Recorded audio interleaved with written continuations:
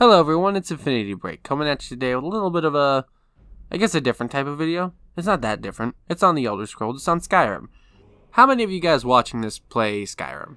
Now I expect majority, if not all of you, are going to say, I play Skyrim, or I've played Skyrim, or I've had Skyrim, or I've owned it, or own at least one copy of Skyrim. Well, like I said, I expect all of you to say that, because Skyrim is probably one of the most popular games in the Elder Scrolls franchise, right behind Oblivion and Morrowind.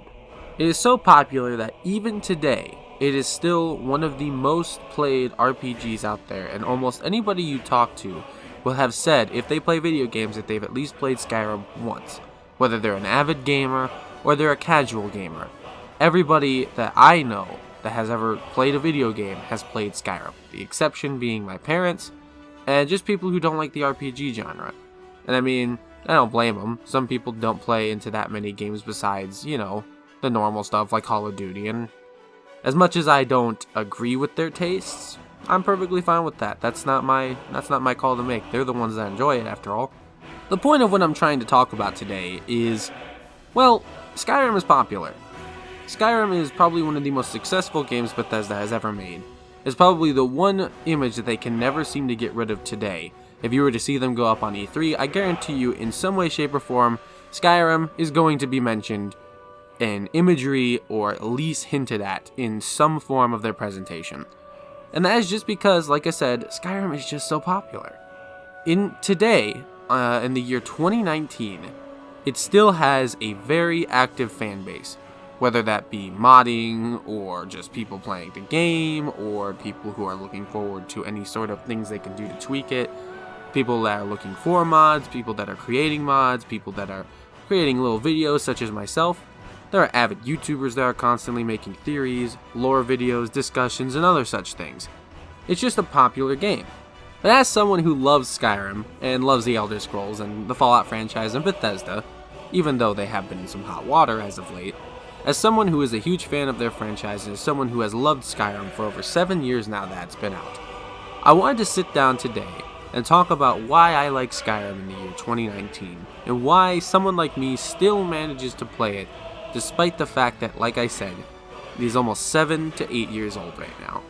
Now, in order to answer the question of why I like Skyrim so much, I need you to think back to the first time you've ever played Skyrim. And if you haven't played Skyrim, what are you doing? Go play Skyrim. I mean, there really is no reason to not. And if you don't like Skyrim, why are you watching this video? Anyway, besides the point, I need you guys to think back to the first time you've ever played Skyrim. Yes, imagine it for a minute. Imagine loading up the game for the first time, and then as your vision for your character slowly is restored, you're looking around in the back of a cart, being escorted to Helgen, being reminded, oh hey, you're awake. Hey, you're finally awake. So, what are you thinking right now? You're thinking, oh, what's going on?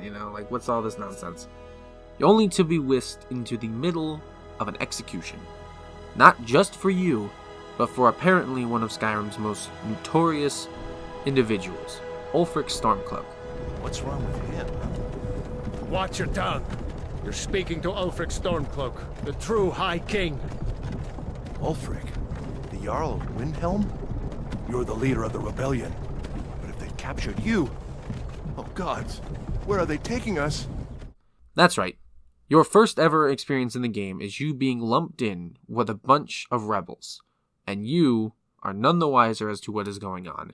You and a horse thief are being lumped in with a bunch of what could be considered criminals in the eyes of the Imperial Legion. And yet, you have no idea what the heck is going on. As you get off the cart, and you see one of your nearby passengers that was also sitting in the back of the cart get arrowed down by an Imperial soldier, you begin to realize that this is not a very good situation to be in. As you continue to stand there as they call out names, and continue to send people to the executioner's block, you are called forward. They don't know your name, and the Hadvar asks the very first question that anybody ever asks you. Who are you? Who are you? Now this is the first ever experience that I think really makes Skyrim a really enjoyable one. The customization. The customization for your character is probably, besides Fallout 4, one of the most advanced customization systems I've ever seen to date. Mind you, I know there are MMORPGs and things like Black Desert that allow you to create really interesting characters, but for a casualized game such as Skyrim, the customization system is actually very good, and with the help of mods, of course, which is something I will be getting into later, you can eventually create some pretty interesting characters and very interesting looking individuals just in and of itself. Now I know the customization system, compared to most games that are out today, isn't the most amazing customization system that we've ever seen. But for the time in the year 2011, it was pretty cool. And even today, it's still pretty entertaining to go through and create your own character. Most people have admitted to the guilty pleasure of just going through and just basically trying to just create whatever characters they wanted. It's kind of just a fun thing in and of itself to start over and create a new character once again, to see what kind of interesting skills and to see what kind of interesting people you can just make. And that's just one of the few experiences that kind of like adds a little bit more to the game, you know? After the joy of creating your character, you are immediately escorted over to the chopping block. Without further ado, you are eventually escorted to the block yourself after one Riley man decides to speak up and interrupt a priestess when he otherwise could have stayed alive if he had just shut his mouth for another couple minutes. Blessings of the 8 divines upon you. Shut up and let's get this over with. As you wish. You are immediately brought to the first ever situation where you are almost killed. This is of course just for cinematic flair. Bethesda does not plan to have your character die and troll you for buying a game for $60. Instead, you actually end up getting your first glimpse at one of the main features that makes Skyrim so special, the dragons. And of course, by extent I mean Alduin himself. After Alduin interrupts your execution by showing off his fancy new karaoke skills, you are treated to a spectacle of what exactly you will be facing further down the road. Alduin as a main villain isn't exactly the most intense or deep or well-written characters. He's just simply a dragon. But you are shown in Helgen the extent of what dragons are capable of, what they can do when a single town of unaware soldiers and innocent civilians can face when a monstrosity with wings like that flies into their city. If you don't realize it to this date, but this interaction is supposed to give you more weight as to what you are capable of throughout the rest of the game. As most people, an entire city, in fact, such as Helgen, couldn't actually take down this dragon by themselves, even though they had an entire battalion of soldiers there, as well as a bunch of random people that could have just easily fought it off, if they were capable of what you were capable of. This interaction also does a pretty decent job of showing you what exactly dragons are capable of when you encounter them in the game.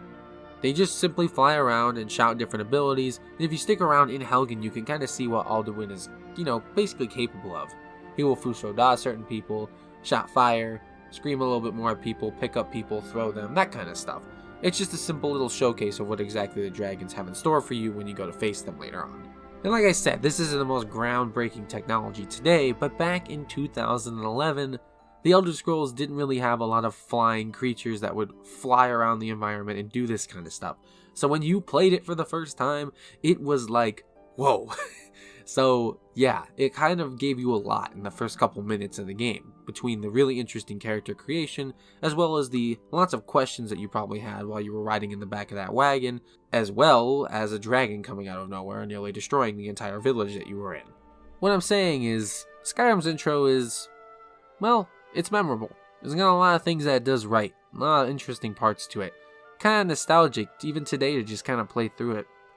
Even though some people tend to mod out the entire lengthy intro sequence, it's not really that hard to just kind of sit through it and play it, and sometimes you just want to sit through it and play it. I mean, there's nothing wrong with that. You did a lot of things right, especially when you load it up for the first time.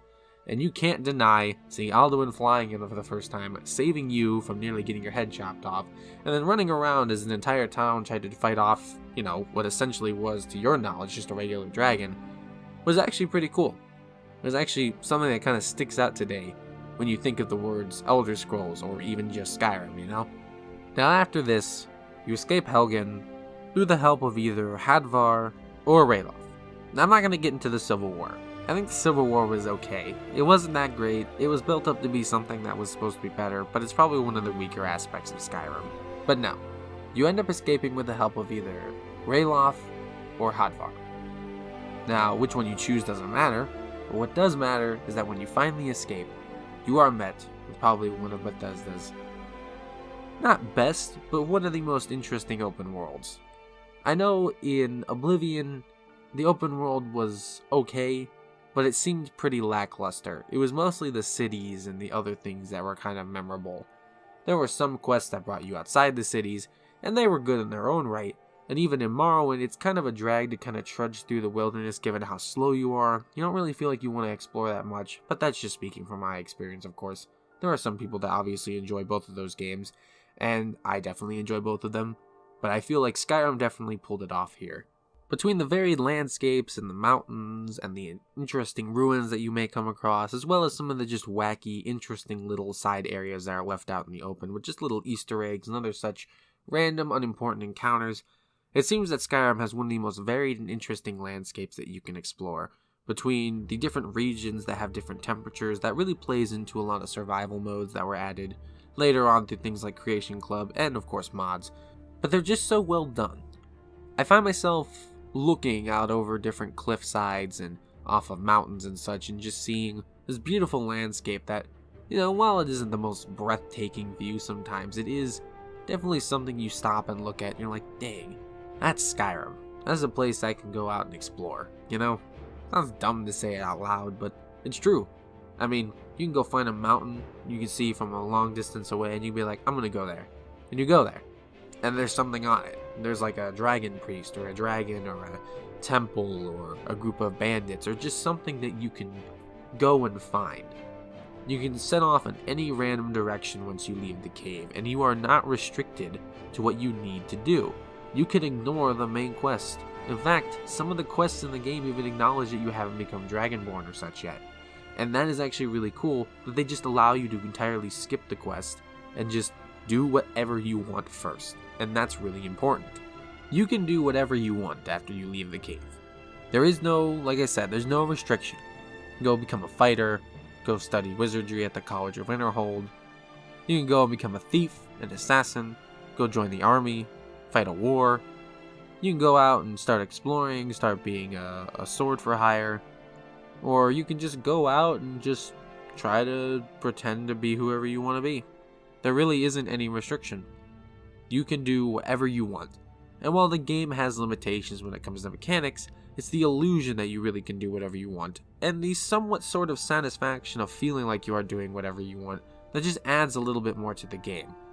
I mean, there's no game that really simulates everything perfectly, but Skyrim comes pretty close to making you feel like you're able to do whatever you want. And that's just enjoyable.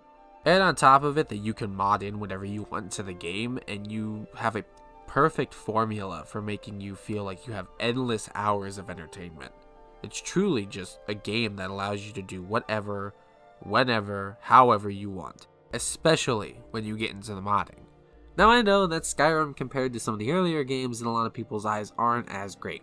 It's not really much of an RPG, and they're not wrong. Skyrim really isn't much of an RPG. Sure, you can go out and do whatever you want, but a lot of the numbers and random hit chances and other such things such as, persuasion and leveling and being a specific class, those are gone. But I feel like that's a lot of its strong suit. You're not really tied to anything. It's really loose, really casual, I suppose you could say. And while that's not a perfect thing to have in any game, especially for any longtime fans of the franchise who actually enjoyed previous aspects of certain games, removing features sometimes isn't the best of ideas unless those features are really just hated. But the thing about Skyrim is that it does remove a lot of features, but it doesn't necessarily delete them from the game. It's more like it removes those features and it mushes them together in a different way back into the game. See, a lot of the leveling up has been changed from simply, training and then you level up via that. It's the same sort of system that you have in Skyrim, but instead of having to sleep or find a place to rest, you can just level up right then and there. And there is no, you level up your constitution or something. You just level up your health, your magicka, or your stamina. And the perks seem to take over a lot of the different skills. I know it's not really the best perk system I've ever seen in the game, but it works because it's so simple and it's so easy to understand. Simplicity is one of Skyrim's strong suits. It's not overly complicated. Anybody can pick up Skyrim, anyone can play it. And it's just so easy sometimes at the end of the day, come back home after work or school or wherever, and just log a couple hours into Skyrim because honestly it doesn't really require that much effort to really get into. And I know some people look for a little bit more of a challenge, but that's exactly why we still have games like Morrowind, Oblivion, and, early games like Arena and Daggerfall. And again, some people aren't going to be satisfied with that answer, and I'm not going to argue with them. I'm not going to say they're wrong, because at the end of the day, your preference is your preference, and that's perfectly fine. But I like Skyrim, and I can recognize that its simplistic features are something that make it a little bit more enjoyable compared to most games. Oblivion was also simplified, and I love that game. Morrowind, in my opinion, as much as I think its story is amazing, and as much as I think some of the mechanics are actually really cool, and the way it goes about some of its stuff is actually really intelligent and actually, just in my opinion, just really smart. I like the way Morrowind is set up, but I can't sit down and play it. I don't like how slow it is. I don't like how complicated it can be. I don't like how challenging it can be, even though I just want to just go in and beat up a rat. I have to end up clicking my mouse like 10 different times just to get one hit on it. And whether or not that one hit will kill it will be up to random chance at that point. Like I said, it's really hard to get in some of the older Elder Scrolls games, especially since I had to play through Arena and Daggerfall for a review I actually did not that long ago, and I have to make the Daggerfall review, don't remind me. But I actually had to play through them, and going through Arena was more of a challenge than I'd like to admit. There's a reason we simplify these games, is because some people just don't enjoy some of those aspects. Sure, it can be rewarding to kind of go through hours worth of a game and complete it. I felt a huge amount of satisfaction from beating Arena after spending many days trying to beat it, but that doesn't mean I had a really good enjoyable time playing it. As we move forward, we look towards what we want to play, what makes games more enjoyable, and we try to add those features into a game so that every single moment is not only rewarding, and definitely something that you'll want to continue to come back to, but we also try to make them as memorable and enjoyable as an experience as possible, as well as accessible. Accessibility is a concept that most people in the Elder Scrolls community don't like to talk about, and that is because they feel like as Bethesda moves forward, they're simplifying their games too much. Now, to a point, I agree they need to calm down, but at the same time, I feel like Skyrim was like one of the actual decent games when it came to simplification. It didn't go too far. It kept a lot of the base mechanics the same, and while I find myself modding in certain things that adds previous features back into the game that were already in there in previous titles, I feel like there's not too many things that were removed that ruin the experience. Fallout 4 was an experience that felt like it simplified too many things and removed way too many RPG aspects and added way too many casualized and, just in my opinion, not good features into the game.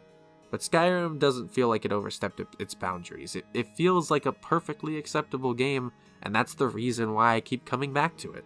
Skyrim is such a simple and easy game to get into that you yourself, after any amount of time, whether it be a month, a week, maybe a year or so, will always feel like you want to come back to it because you know it's easy to get into. And because of that, I feel like that's one of its strongest suits. A lot of the features and a lot of the character customization, a lot of the gameplay mechanics and a lot of the freedom just make the game so enjoyable. It's the perfect balance of an RPG and a casualized open world adventure game that you don't feel like it's too taxing to play, and you feel like it's extremely rewarding to just go through dungeons and collect loot and make your own adventure. It makes you feel like you can do anything, and it's super easy to just pick up any day of the week at any time. And as much as it has bugs and flaws and a couple other features, like I said, the Civil War, that weren't perfect, I still enjoy it. I just like Skyrim. It's the year 2019, and I bought this game 7 years ago. I've had it on multiple consoles for multiple generations of systems, and I've modded it extensively, and I've played it through the PS4 modding, I've played it on the Xbox 360, and I played it on my computer, and every single time has been its own enjoyable experience, with its own adventures and its own different things that just made it memorable each time I played it. No matter what happens moving forward, I feel like I'll just continue to play Skyrim. I don't feel like I'm ever going to get tired of it. There have been points where I thought I got tired of it, but I always come back just because, well, I can. I can, and, well, I know I will, and I know I will enjoy myself. And I think that's the beauty of Skyrim. It's just good. It's one of the few games that just manages to make you keep coming back, that manages to actually make you feel satisfied, that managed to do a good job of sticking in the back of your mind, and, well, that's probably why I decided to make videos and stuff on it, on the Elder Scrolls. I feel like over the years it's the one thing I've liked, and no matter what happens, I feel like I'll continue to like it. I guess the only question is now is, how will Elder Scrolls 6 turn out?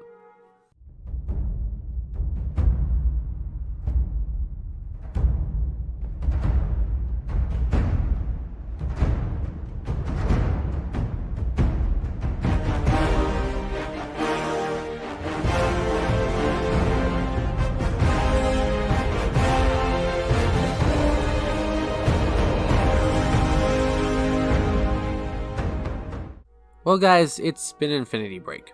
I know a lot of people have already talked about Skyrim. It's been out for a long time now, and well, I just kind of wanted to sit down and give my little opinion on it. Why do I still like Skyrim all these years later? Well, it's just because it's fun. It's fun to play. Whether it be the base game, modding as much stuff as you want into the game, or just going around and seeing what you can do in it is just enjoyable. Even many years later, there are some things that even I don't know about it. People make videos about things you didn't even know you could do in Skyrim, and they are pretty cool. Anyway, that's enough of that. This has been Infinity Break, reminding you all to say it with me now. Play well, eat well, and of course live well, friends. I hope you guys go out there and strive to break infinity.